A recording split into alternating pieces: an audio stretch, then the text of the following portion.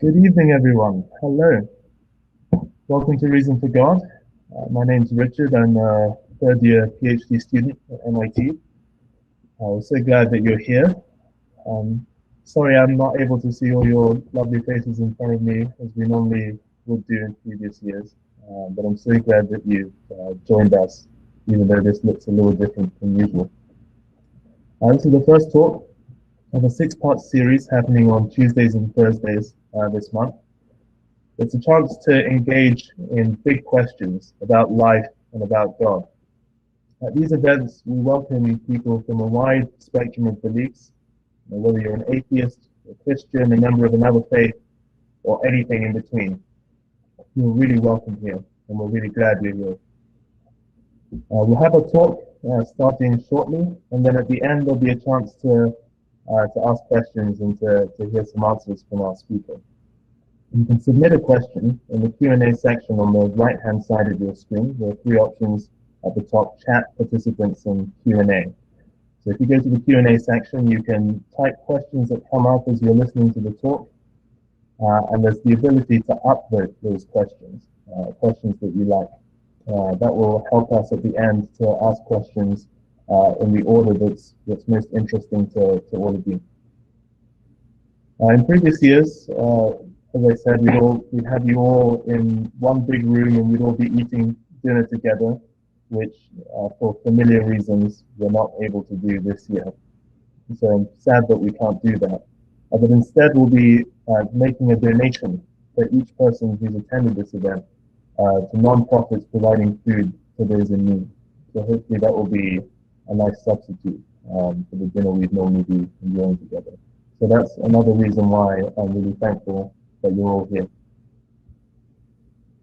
Now I'd like to introduce our speaker for this evening, Dr. Tom RUDELIUS. Tom's a postdoctoral researcher in theoretical physics at the University of California, Berkeley. He holds a Ph.D. from Harvard University and a bachelor's degree in physics, mathematics, and statistical science from Cornell University. The topic of his talk is Science and Faith, Friends or Foes? A look at origins, evolution, and the Bible. So I'm really looking forward to the talk, and it's my pleasure to welcome Tom RUDELIUS to the virtual stage.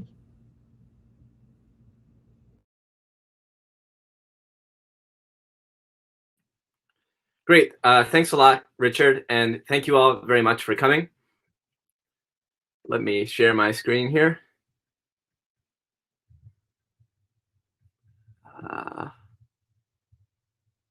Just a second. All right, let's do this.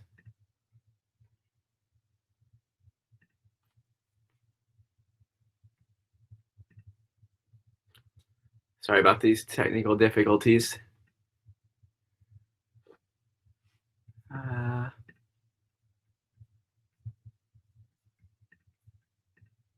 There we go. Okay.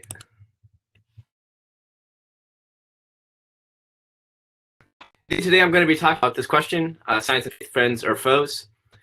Some recommended reading for anyone who's interested in what I have to say today. It's a book called Where the Conflict Really Lies by the Christian philosopher Alvin Plantinga. For me, this book has been very instrumental in shaping how I think about the relationship between science, religion, and naturalism. So a quick outline today, I'm going to talk about science in the Bible, I'm going to talk about science and atheism, and finally I'm going to talk about the true story of the world. So to begin, science in the Bible.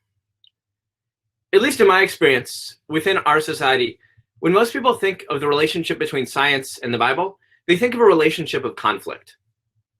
And there are a few issues at stake here, but probably the ones that are most often raised as points of conflict are miracles, which at least naively seem to be in conflict with a scientific worldview, as well as the biblical account of creation.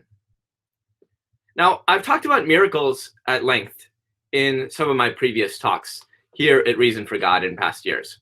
So if you're interested in that, you can either look up those talks at reasoningforgod.com or at the Facebook for the event, or you can ask me about it later during the Q&A.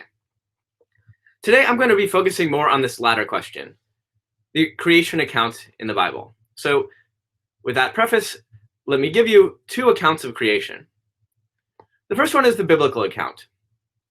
And this account primarily takes place within the first 3 chapters of the first book of the Bible, which is called Genesis. In Genesis 1, God creates the universe, earth, and humankind, everything in 6 days. In Genesis 2, God creates Adam and Eve, places them in the Garden of Eden, this paradisal state full of sunshine and rainbows where everything is good. But in Genesis 3, Adam and Eve eat from the tree of the knowledge of good and evil in disobedience to God. And subsequently, they're banished from the garden, kicked out into this broken, messed up world that we now find ourselves living in, full of evil, pain, injustice, and death. The Bible never makes any claim as far as the age of the universe, but what it does do is to give us some genealogical data. So for instance, Adam is the father of Seth, who's the father of so-and-so, who's the father of so-and-so. And so if you trace down the lineage, you estimate about how long everybody lives, then what you, or at least what some Jewish and Christian thinkers throughout history have occasionally done, is to try to add these all up and come up with an estimate for where this whole timeline began. And what they tend to find is that the universe began about 6,000 years ago. Indeed, today around 10% of Americans believe that the world is only about 6,000 years old. Now, the scientific account of creation is quite different. According to modern science, the universe began roughly 14 billion years ago. The Earth began about 4.5 billion years ago. And humans evolved from primates a few million years ago. The points of conflict here, I think, are pretty obvious, but just to spell them out. Science says that the time between the formation of the universe and that of the Earth is billions of years, not the 2 days that we read about in Genesis 1. The time between the formation of the Earth and the emergence of humankind, according to science, is also billions of years, not 3 days per Genesis 1. And science tells us that the first humans have evolved just like any other animal. We weren't created in some special event, and we've been around for millions of years, not 6,000. So what is a modern Christian supposed to do with this obvious conflict? And there are really 3 views that are popular amongst Christians today in America, with shades of gray, of course. Young Earth creationists tend to believe that basically what the Bible says is just right. The Earth is 6,000 years old. And although they would not deny that evolution occurs within species, even a young Earth creationist, for instance, would acknowledge that bacteria can evolve to become more resistant to antibiotics. They do deny the fact that evolution can change one species into another. And therefore, they would say that evolution is not capable of explaining the diversity of life around us, or in particular, human origins. Old Earth creationists, on the other hand, tend to take a more favorable view, at least towards cosmology and geology. They'd say that Genesis 1 should not be read literally. The universe, the Earth, are billions of years old. But the Genesis 2 to 3 should be read literally. So in particular, humans a few thousand years ago were not part of a larger evolutionary tree.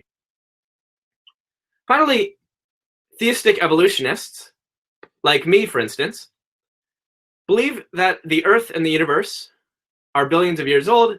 Humans have evolved like other species. Basically, science has got it right. But ultimately, God is in charge of the whole evolutionary process. He's orchestrated everything to bring us to where we are today. Now, these 3 different views don't just come out of nowhere. They come from different views about what exactly the Bible is and how we relate to God through it. Young Earth creationists believe basically that God has given us this Bible. It's meant to be read straightforwardly. It's meant to be read literally wherever possible. So if the Bible says so, it is so. And ultimately, that means that modern science, when properly understood, will in the end agree with the literalistic interpretation of Genesis 1 to 3. Old Earth creationists, on the other hand, say that yes, the Bible really is a source of truth. But on the other hand, so is science. And since these 2 sources of truth ultimately have God as their common source, in the end, they can't agree with one another. So in the end, a correct interpretation of the Bible and a correct interpretation of science will somehow fit together. And it's our job to try to make these things mesh. Finally, a theistic evolutionist like me would say that, yes, the Bible really is a gift from God, a source of truth, but it's not a science textbook, and it's not meant to be read as such. It's not meant to tell us about mechanisms, the mechanisms by which God has created the world. It's meant to tell us about meaning. What is our meaning and purpose of all of this? So which of these interpretations is correct? And it's actually not such a trivial question to answer, because really what's at stake here is the question of how we're supposed to read these opening chapters of Genesis. And when asking how to interpret any sort of literature, the first thing that's important to understand is its genre. The Bible is comprised of many different books of many different genres, written by many authors across many centuries. Sometimes multiple genres appear in a single book. You may have, say, both poems and historical narrative. And sometimes ancient genres don't align perfectly with modern genres.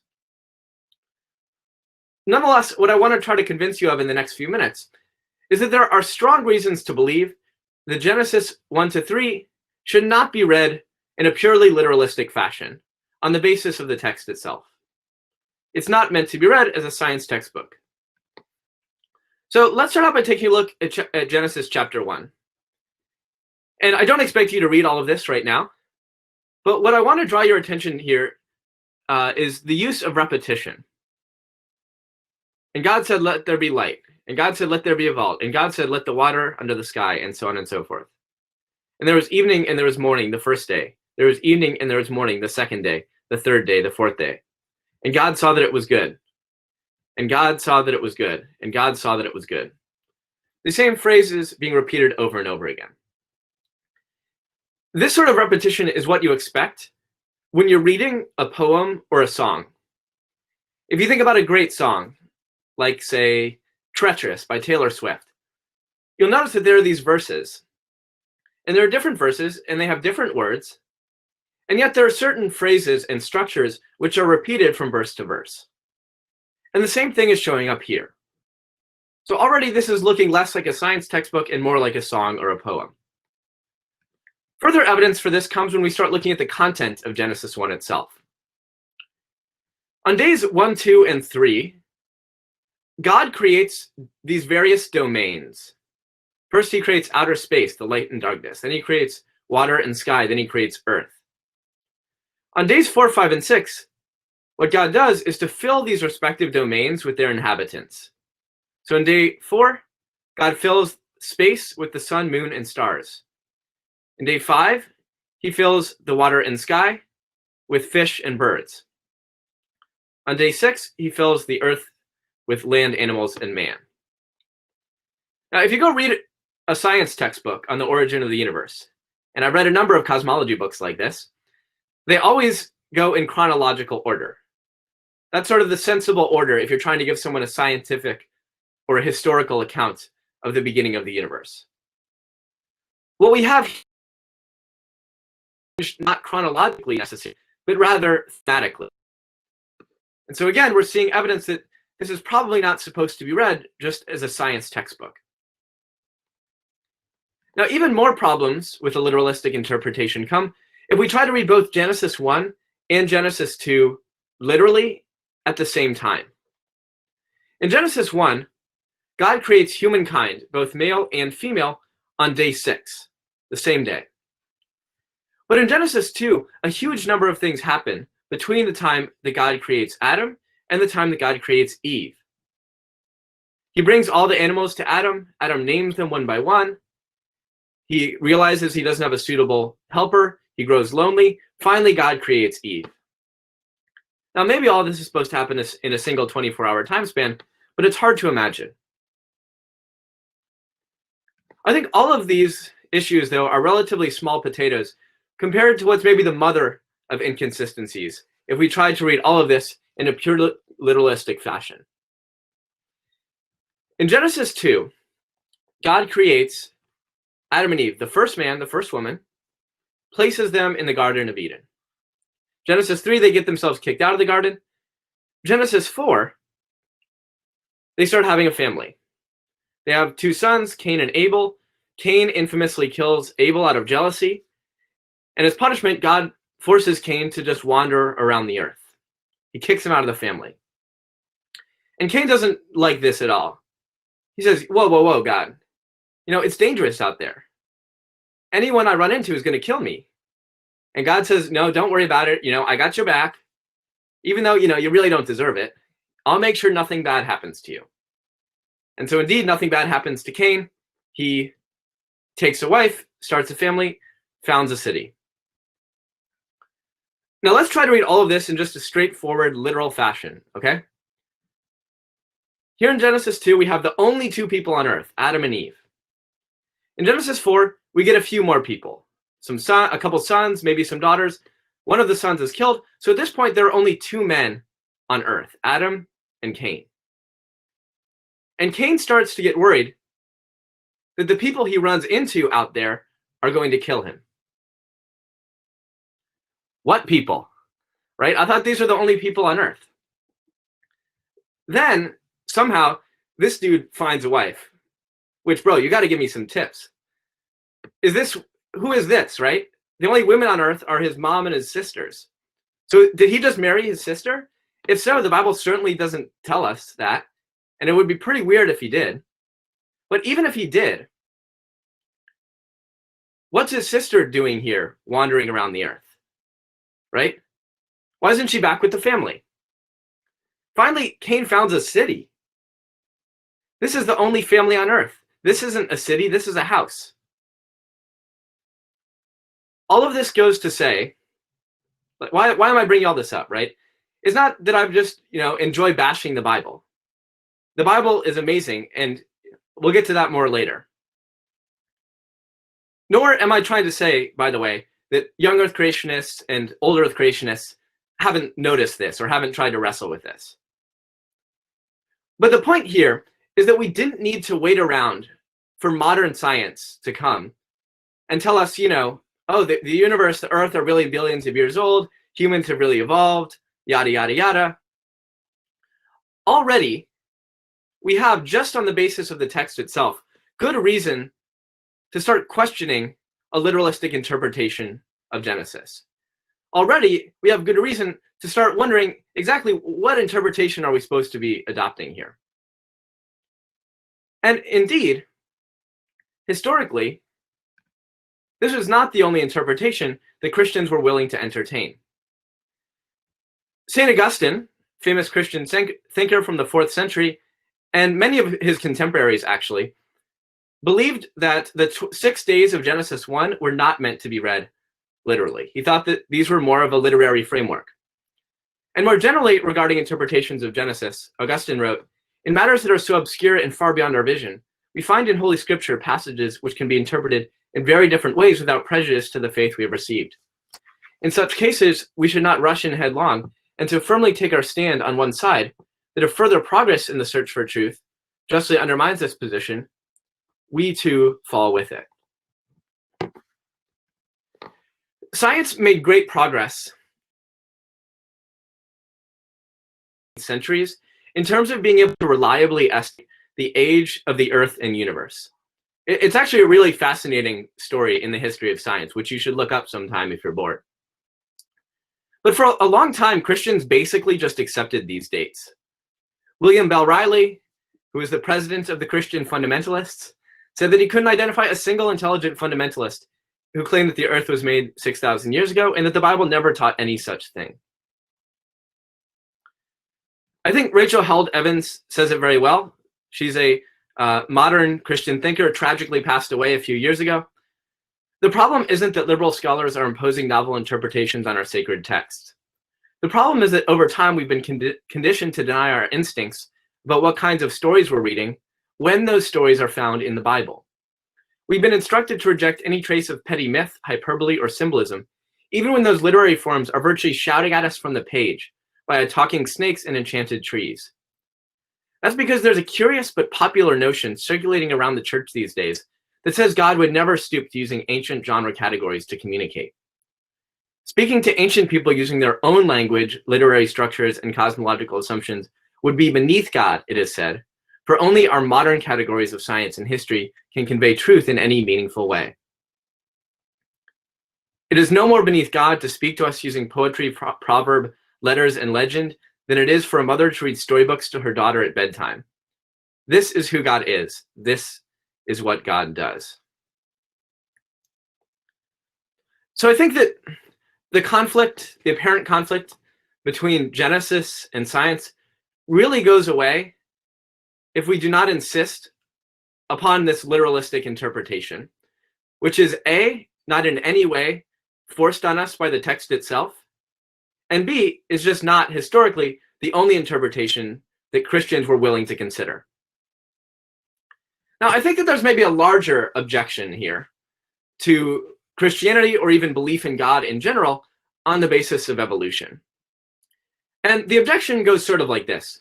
If God's just trying to create a world of humans, why would he go through this whole long song and dance?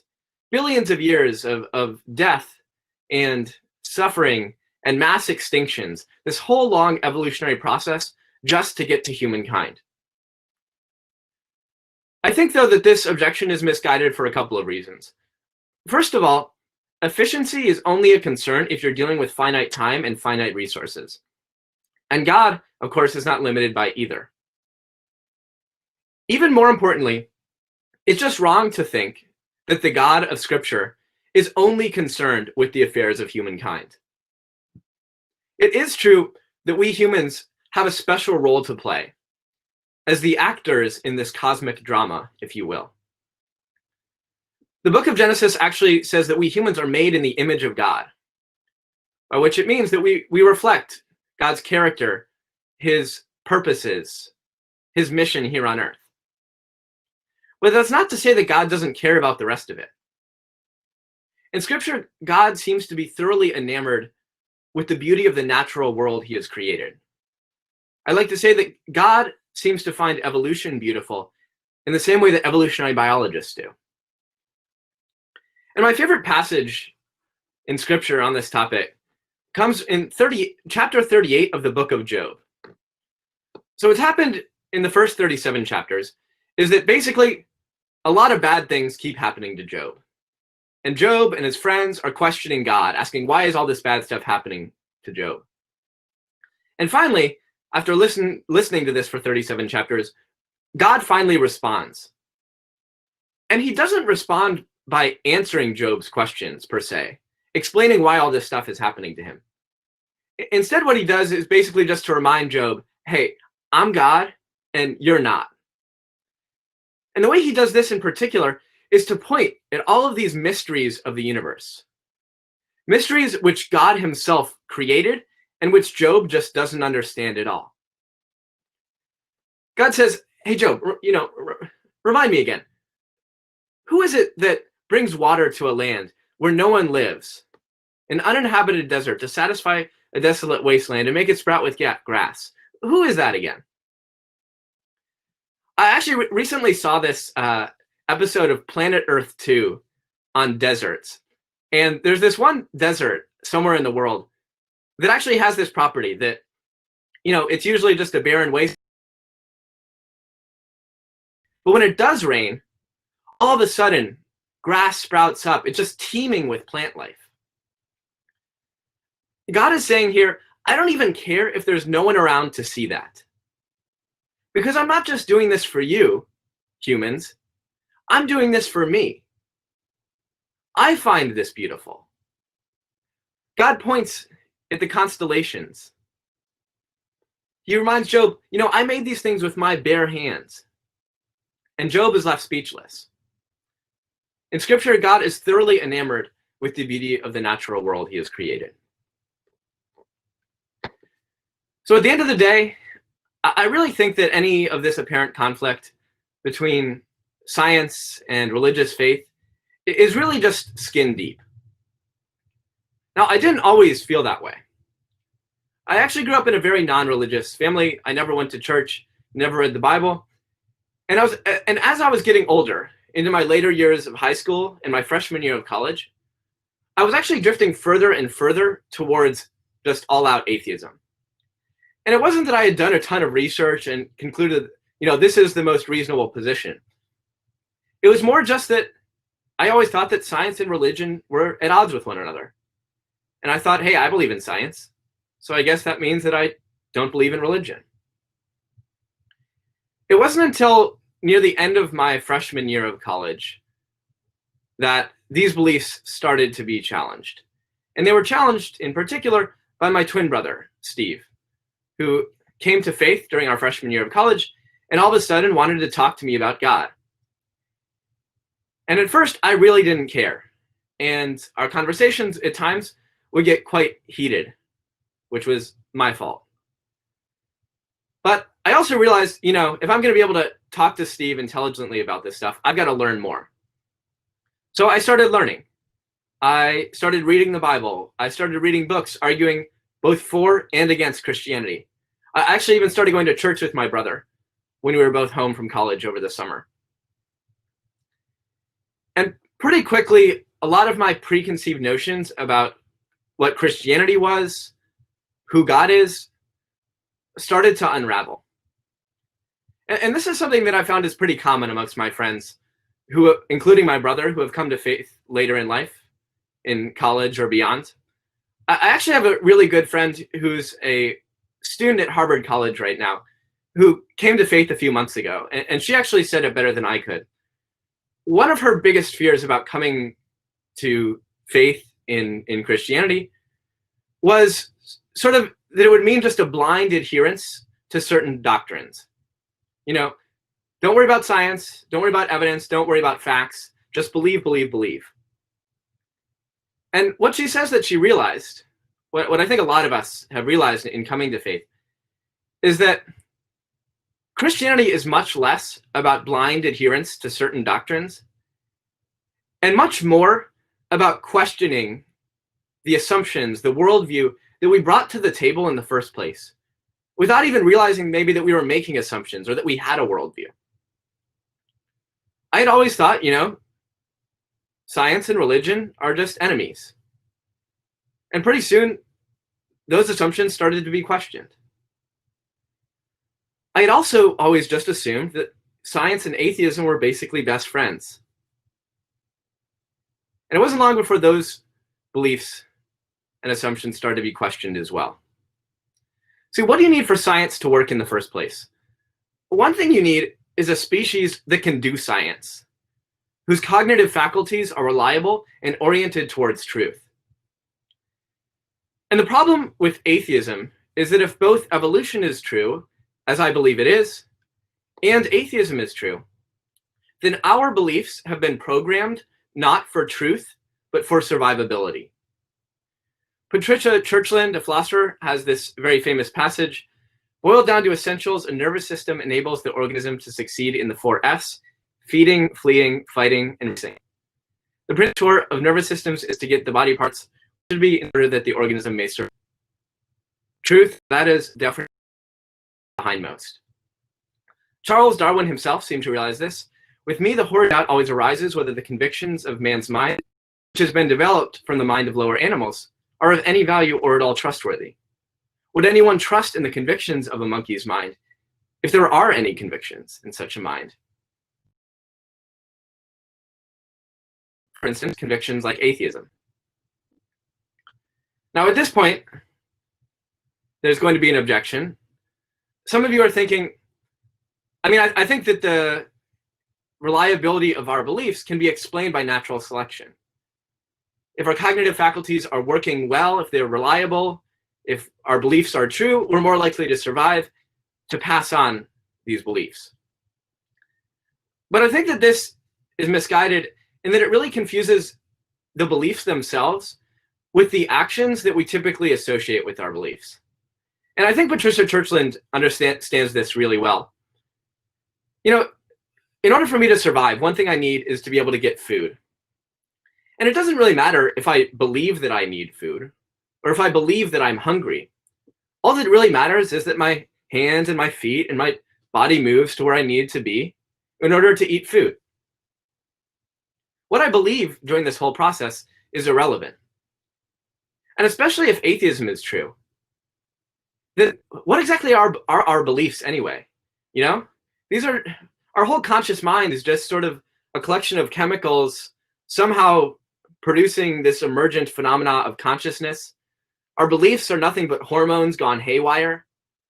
Why exactly our beliefs should correlate in any way with the reality that's actually out there is just a big coincidence. And it's not the only big coincidence if atheism is true. Another thing you need for science is a universe that follows natural laws with regularity. These same laws of nature that apply here now today also work on weekends. And they also work in distant galaxies billions of light years away. If atheism is true, our universe is just a brute fact. It just exists without any action whatsoever. The fact that our universe follows these natural laws with any sort of regularity is just cosmic serendipity. If it exists, on the other hand, the rationality of our universe follows from the rationality of its creator. Regularity is to be expected, and our ability as a species to discern truth is a crucial aspect of the human story, and it's a crucial aspect of what it means to be made in the image of God.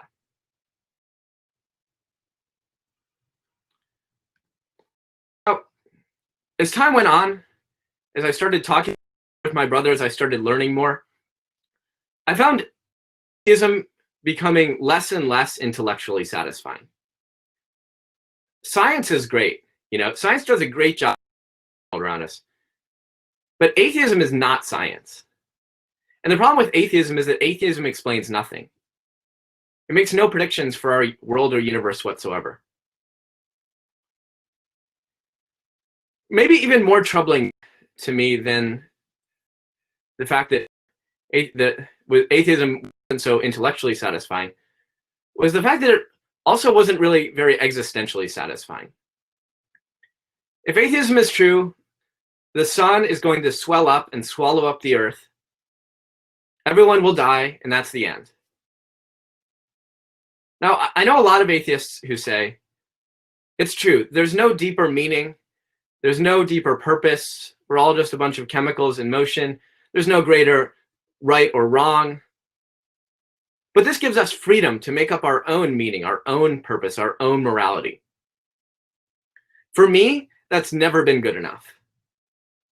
I mean, yeah, I can make up my own meaning and purpose in life. I can say that this is, what the purpose of my life is. Hey, I can make up my own religion. I can make up my own God. I can even pull a Kanye West and say that I'm God. But I can't do any of this and expect it to be true in any meaningful way.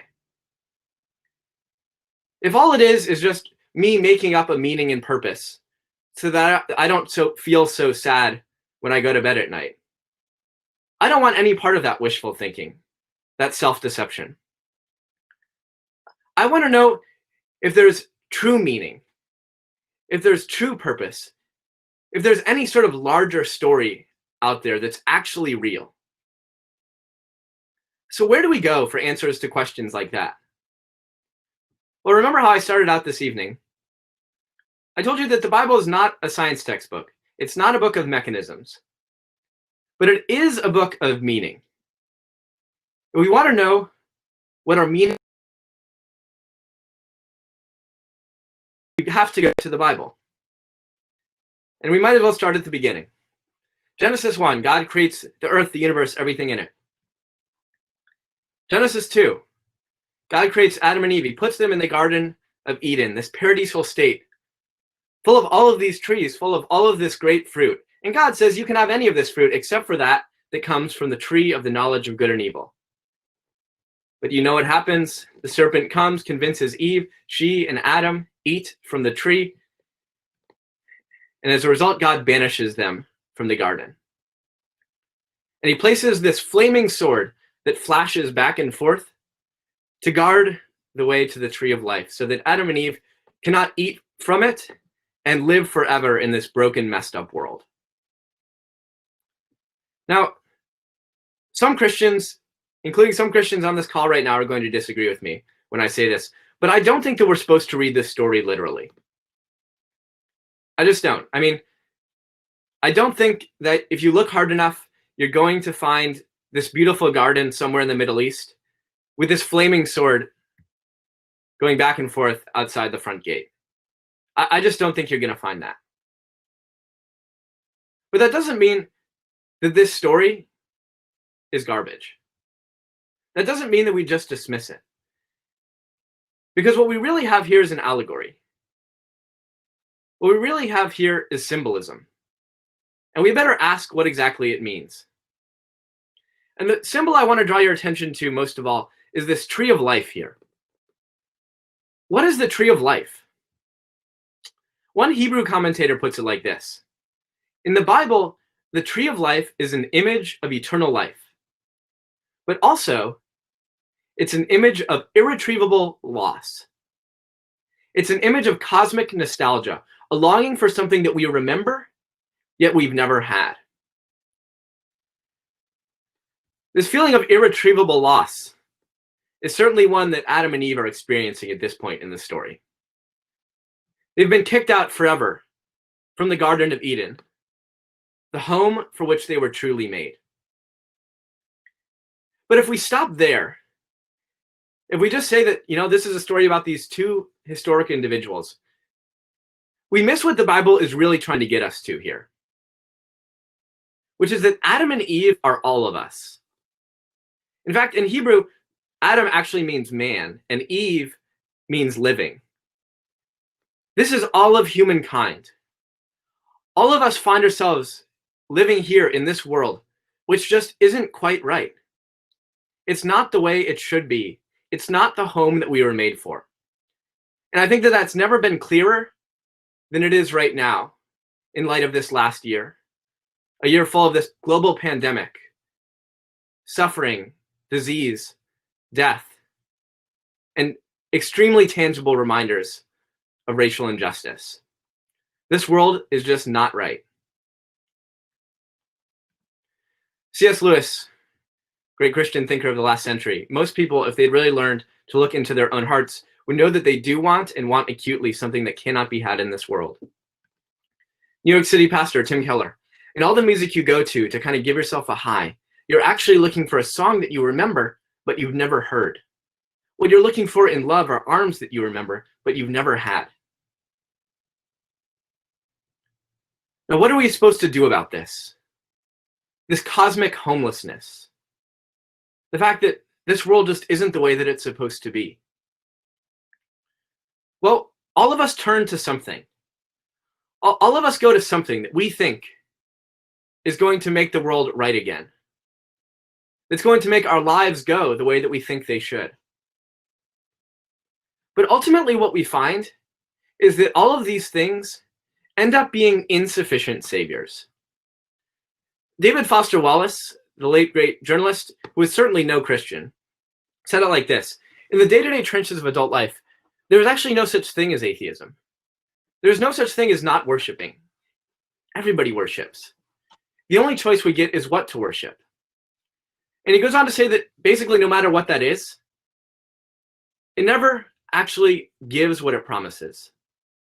Worship your intellect, being seen as smart. You will end up feeling stupid, a fraud, always on the verge of being found out. I know that that sentence there hits me really hard, and my guess is that it probably hits a lot of you and my two students pretty hard as well. Nothing in this world quite gets the job done. Nothing we go to, nothing we try. The Bible would say is that all of us are sinful. None of us are perfect. We all make mistakes, and none of us have either the goodness, the power, the capability to fix even our own lives, let alone the whole world.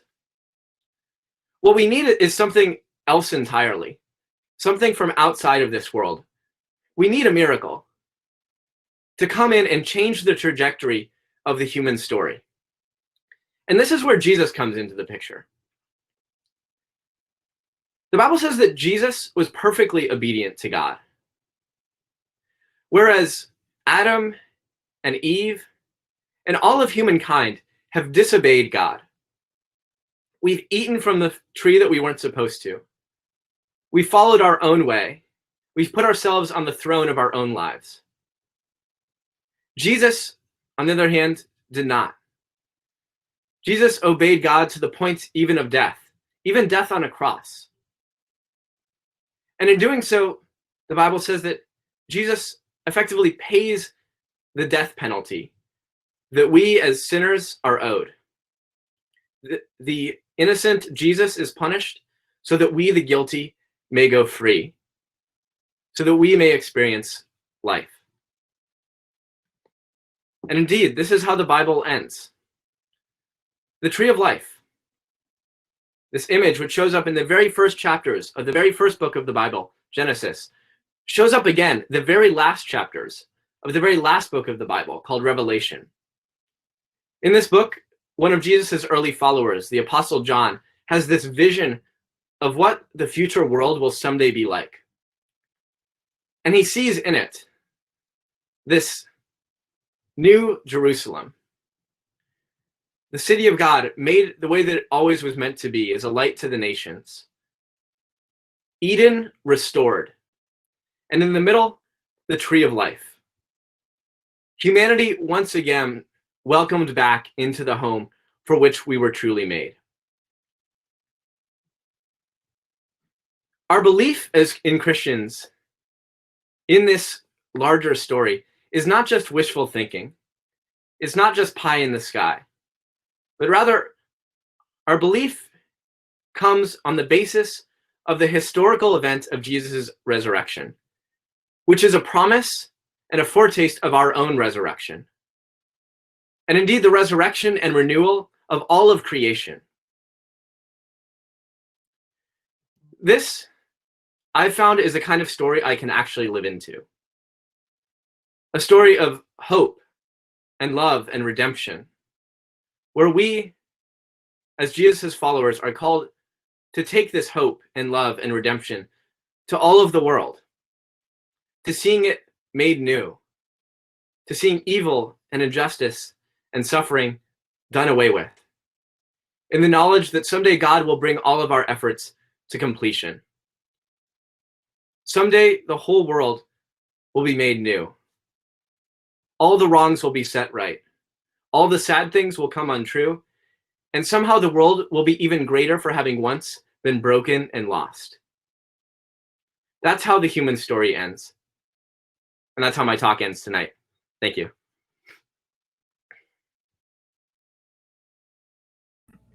Thank you so much for your talk, Tom. I really appreciate it. Firstly, I wanted to check, how well can you hear me, Tom?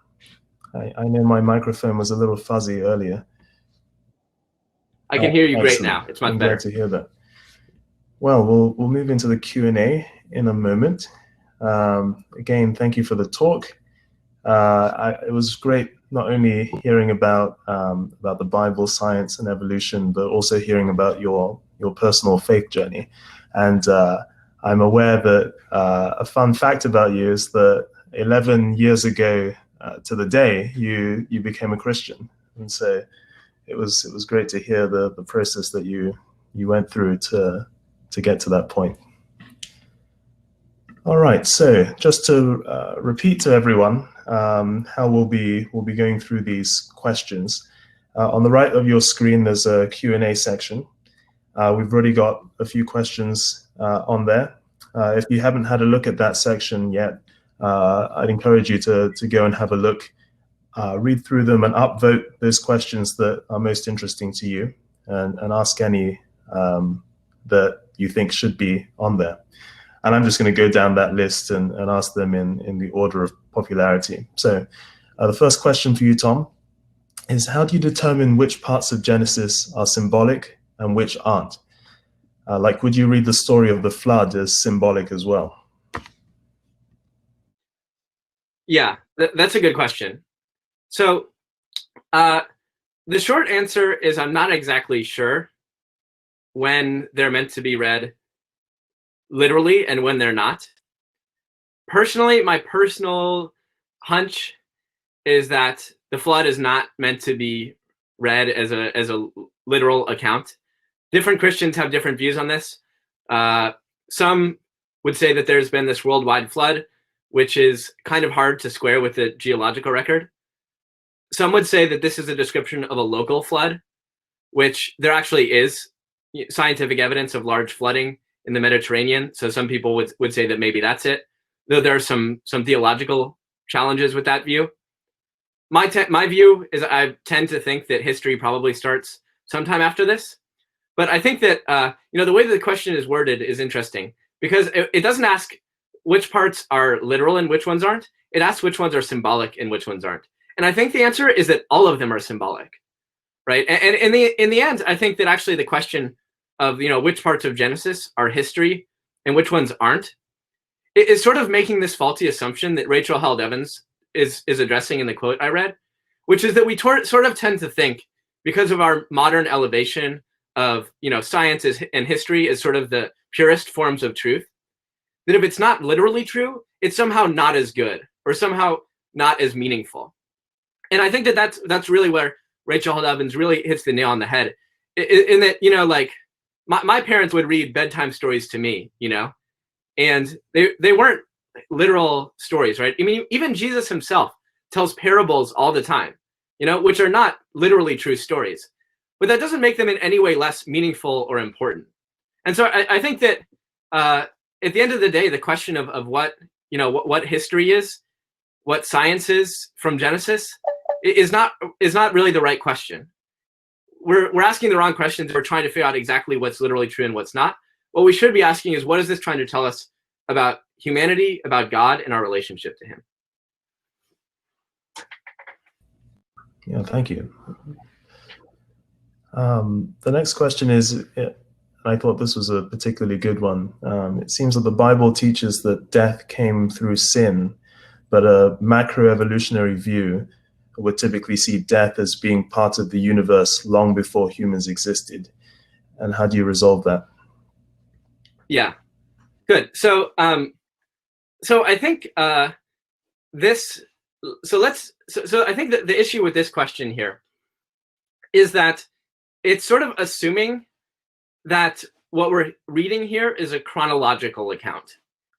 And this is something that I especially tried to mention when I talked about Genesis 1, right? Where you have these 6 days of creation, and they don't seem to be arranged linearly in chronological fashion. They seem to be arranged more thematically, as far as, this is sort of how God makes these different domains, and he fills them with their different inhabitants. And I think that as I'm reading this question, I feel like there's this hidden assumption in it, which is that Genesis here is supposed to be giving us a chronological account of the history of sin and the brokenness of creation. And this is something, right? So what's interesting about this objection here is that this is an objection which is very difficult if you believe in old earth creationism, but it's not a difficult objection if you believe in young earth creationism or theistic evolution. Here's why. If old earth creationism is true, you have this old earth, you have billions of years of death and extinctions, and then God creates this perfect garden and everything's good. And you're like, whoa, wait a minute. Like, what about all that death, that just happened? If young earth creationism is true, you sidestep that issue because you say, hey, Genesis is just literally true. Nothing happened. There's no death before the fall. The whole universe, the world began 6,000 years ago. That's it. Theistic evolution also doesn't have a problem with this because we don't have to read this in just a purely chronological fashion. And I think what I say, so as a theistic evolutionist, is what is the fact that there is evil in our world, there is suffering. Our world is not the way it's supposed to be, which is very different, by the way, from what, say, atheism would say, right? Atheism, this world is all there is. This is just how it is. That's it. There's no sense of it should be different. The world just is. Christianity would say that no, that's not the case. The world shouldn't be like that. And furthermore, we humans are in some way at least partially culpable in the evil, in the brokenness of creation. All that's wrong with the world we can't just say, oh, the world is messed up. What a broken world. I'm good. We humans are in some way responsible. We're in some way culpable for the evil and the suffering and the injustice in our world. I think that that's really what we should be reading from this text. And again, let me stress, this is my view as a theistic evolutionist, and I know different Christians have different views. And so there is a discussion to be had here, but I'm portraying my view because it is my view.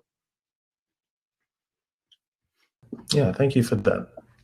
I guess the next question is related to the one you just answered. For the evolutionary point of view, where does original sin come in? Why do we need Jesus for sins if we just evolved? Okay. Yeah. Okay. So where does okay, I see. So where does original sin come in? So here's what I'd say about this is I don't know exactly when. Let me clarify maybe for people who aren't so familiar with this theological discussion, what original sin means. The idea here is, right, like in the Bible, things are good. Then Adam and Eve sin. This is the original sin. And then, at some later point, Jesus comes in and sort of is the opposite of that. As I mentioned, he sort of does the opposite. He's the opposite of Adam. He obeys where Adam disobeyed. And so you can sort of say, the world was good before this point, but then there's original sin from Adam and Eve, and after this point, things are bad. And the question is, how does this fit into evolution? Because, I mean, in a sense, like animals don't have moral values and duties, right? One animal isn't evil for eating another one or something. And yet we do say that we humans have these moral values and duties, right? We have these callings upon us, and this plays a crucial role in the human story in the Bible, and really just any story, right, that you want to make of this world, the existence of good and evil, right and wrong. So how exactly does this fit into the whole evolutionary process? And what I'd say to this is it's not exactly clear to me, but let me draw a parallel, a similar situation, which is that, when you have a baby, right, you wouldn't say you wouldn't hold like a baby morally responsible, right? And yet as a human, like as a fully grown human adult, you do hold someone responsible for their actions. And so somewhere along the lines, we have this. Some theologians refer to this as the age of accountability, sort of like an age below which, you're not really responsible for your actions, for the things that you do right or wrong, and after which you really are responsible. Like the way that we hold people responsible in courts of law. Just as how it's extremely difficult to pinpoint exactly what the age of accountability is, when exactly we should start holding humans accountable for their actions, so too is it difficult to say, where in this evolutionary process do we say, okay, here, this is where sin starts. This is where moral values and duties take over. What I'd say ultimately is, when you start getting into these things, there's a lot of ambiguities that we humans have trouble fitting into our theology for these reasons. But let's not forget that God is aware of, and in fact, the creator of all of these ambiguities. So I think the issue really here is that we humans like to have nice little packages. We like to have nice little rules, black and white. This is when sin enters into the world. This is when, this is where it wasn't. We don't like this ambiguity, these gray areas, but that doesn't mean that there's a problem with them. It just means that we just don't understand them yet. But that's not to say that God is, challenged by these sorts of things. That was a really good analogy, Tom, I must say. Yeah, that makes a lot of sense.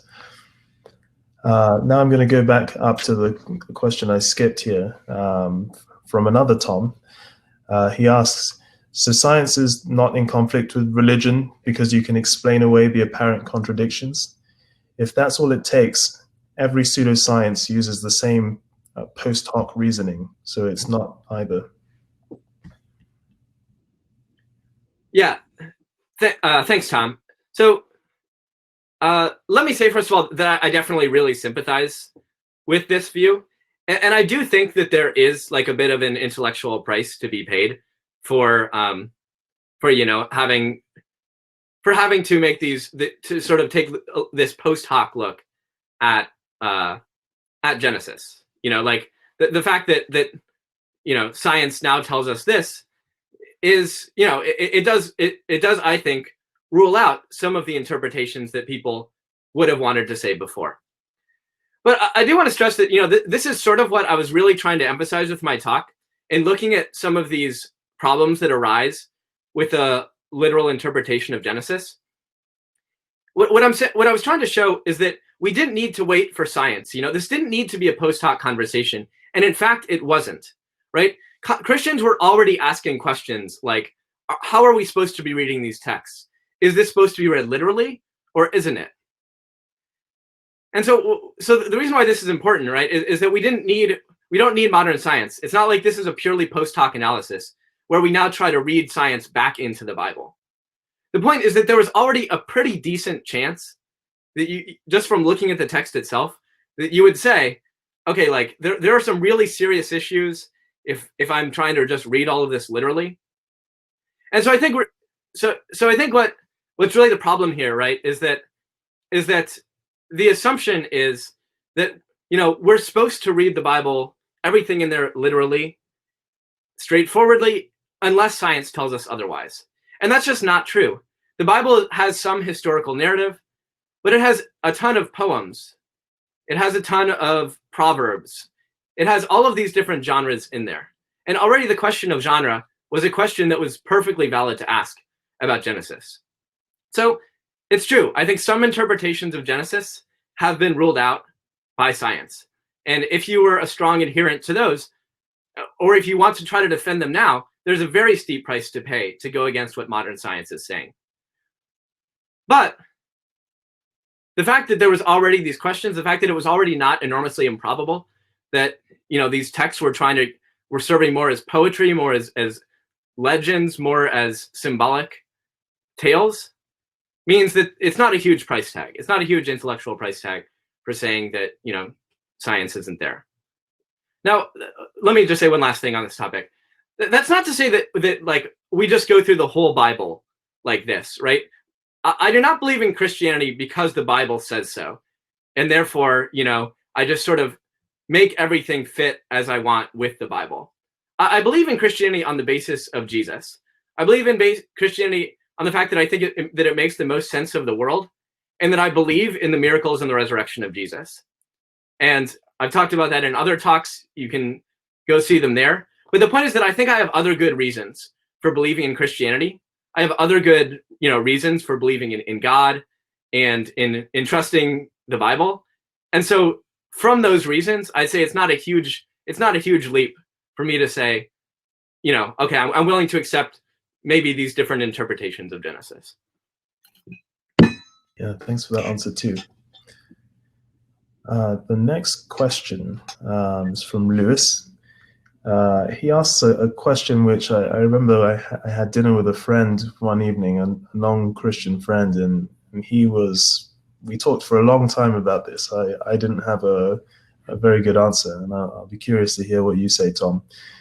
So the question is, why does God punish Adam and Eve if they're not aware of good and evil until after eating the fruit, i.e., they don't know they're doing something wrong? Yeah.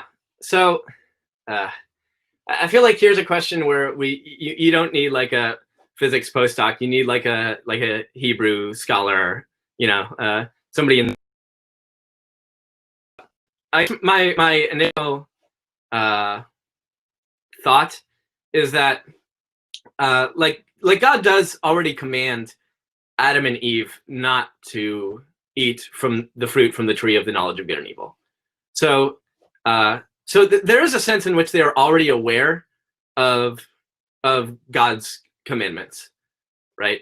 There's also a very interesting thing with Genesis 2, right? In the story, God creates Adam. he names all the animals, he realizes he doesn't have a suitable partner, and he starts feeling lonely. And what's interesting about that, right, is you might say that loneliness is itself sort of, you know, like an indication that you know that something isn't quite right, right? Like so there's this awareness, there's like this inner turmoil already, even before the fall. You know, before, and then subsequently God creates Eve. So I think it's somehow not right to say that because they haven't eaten from the tree of the knowledge of good and evil, therefore they don't have any awareness of what's good or what they should or shouldn't do. But I should probably stop talking here because I do feel like this is getting a little bit past my area of expertise. I still appreciate your thoughts on that, Tom. The next question is from Marty. He asks, you seem to set up a dichotomous approach to early Genesis, of trying to read it either as young Earth creationists do, or treat it all as symbolism and poetry. Why can't it be some of both, like Genesis 1:1 equals the Big Bang?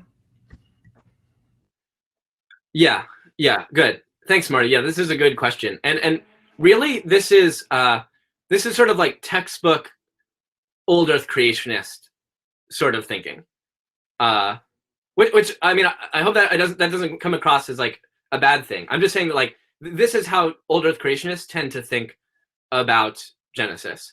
So what they take is what's sometimes called a more concordist view, and so the way that an old Earth creationist would approach this is that they, unlike a theistic evolutionist, they would say, I think that there really is science hidden in these words, you know, and maybe not so straightforward the way a young Earth creationist would see it, where it's just like, 6 days, you know, science says 6 days, but more like a, you know, there's science hidden in here, and somehow I need to make sure that this meshes with what science says. And so this leads to different, there's this famous view called the day-age view, which is popular amongst old Earth creationists, which is that the 6 days of Genesis represent different ages of the world. You know, so it's not like a literal 24-hour day, but it's sort of this large age. It's kind of tough because even if you take that view, it's still kind of hard to sort it chronologically. Like even if you think a day in Genesis doesn't fit exactly with even if it's not exactly 24 hours, it's still not really chronologically right necessarily. But putting that aside for the moment, I think it's definitely an acceptable view, or it's a view that Christians have, right? Of old Earth creationists would say that yes, some of this is supposed to be read symbolically and some is meant to be read literally. And a common distinction is Genesis 1 is meant to be read as a poem or a song, not science. Genesis 2 and 3 and onward is supposed to be read as history. That's actually a very common view, I would say, amongst Christians. It's actually more common than young Earth creationism. Old Earth creationism is more common in America than young Earth creationism. So it's definitely a view. The reason why I didn't go into such detail about it is because it's not my view. But that's not to say that it's not a defensible view or that Christians don't believe it. Okay, thanks, Tom, for that. I think we probably will be wrapping up shortly. I think this might be the last question. I'm trying to decide what would be a good place to end. I wonder if any of the questions caught your eye. I know you were answering them. Let's see. I think the second one I answered was the one I was most excited about. Let's see. I'm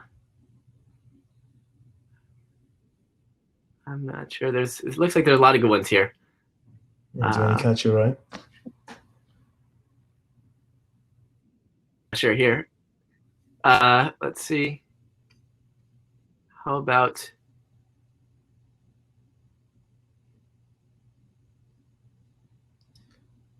I suppose the one on the Ten Commandments recently received a few more upvotes. Yeah. Okay, good. Thanks, everyone. Well, okay, Ten Commandments. One of the commandments is to observe the Sabbath. It points to a 6-day creation as a pattern. Creation was a process of millions of years. How can it be a pattern? Okay. I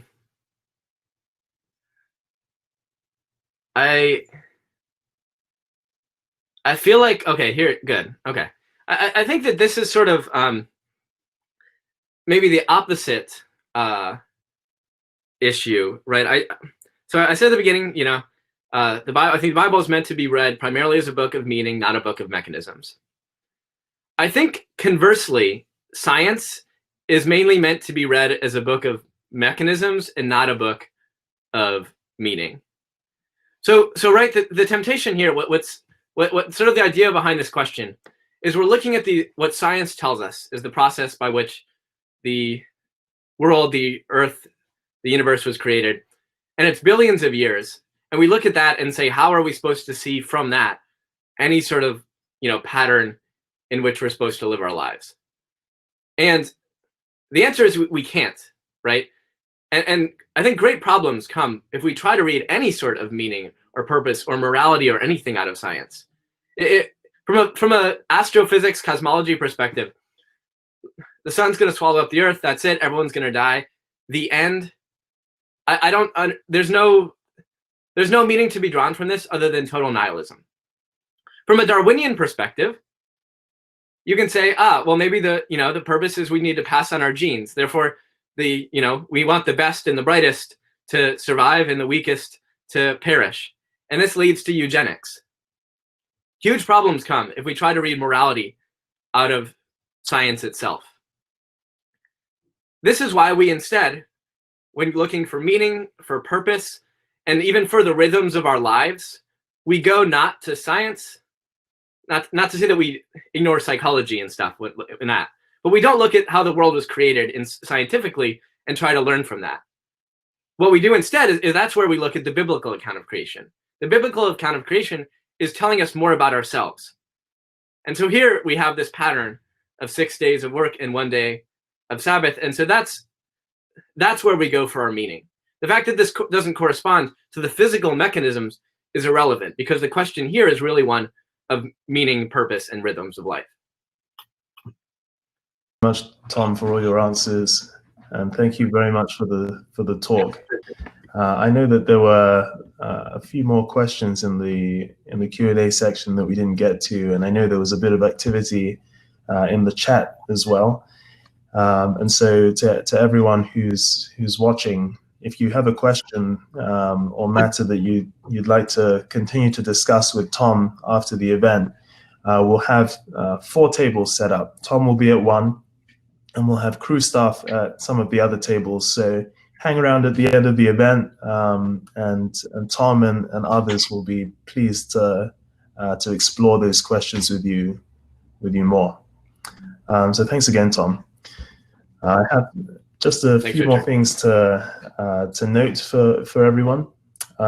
Firstly, I wanted to remind everyone that we'll be meeting on Tuesdays and Thursdays for the next 3 weeks, and our next talk is on Thursday. We'll have philosophy professor Greg Gansel, and he'll be talking about Christianity and the problem of suffering. So that'll be another great talk, and I hope you'll be able to come. We'll have a new link for that next session, bear that in mind. And so in order to get the most up-to-date information, go to the website, reasoningforgod.com, and you'll be able to find all the information there. In the chat, and I'm going back to the chat, a link will be put shortly for feedback. We'd love to hear your thoughts about this event, what went well, what could have been improved, because we want to continue to take account of how you're all feeling. And it's a lot harder for us, since you're not here in person, to hear your feedback. So we'd really appreciate if you go to the link that's been put in the chat and give your feedback. Normally, during our events, we give out free books, and we're still doing that. So in the feedback form, there'll be a place where you can check out some books about topics similar to what we've been discussing tonight. One of those books is The Reason for God, that inspired the name of our series, by Tim Keller. and that's a great book if you're exploring Christianity and you have questions about its truth, and you want to learn more from a respected pastor and Bible scholar.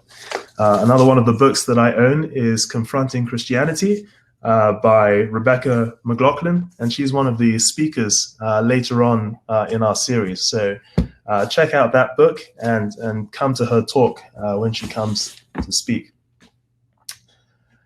And now I think that is all that I have to tell you.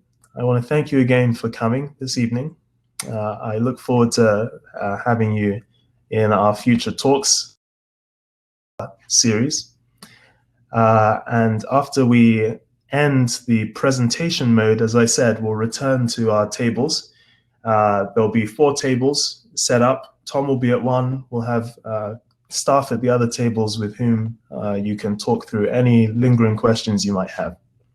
So thank you again, and we'll see you on Thursday at 8 p.m.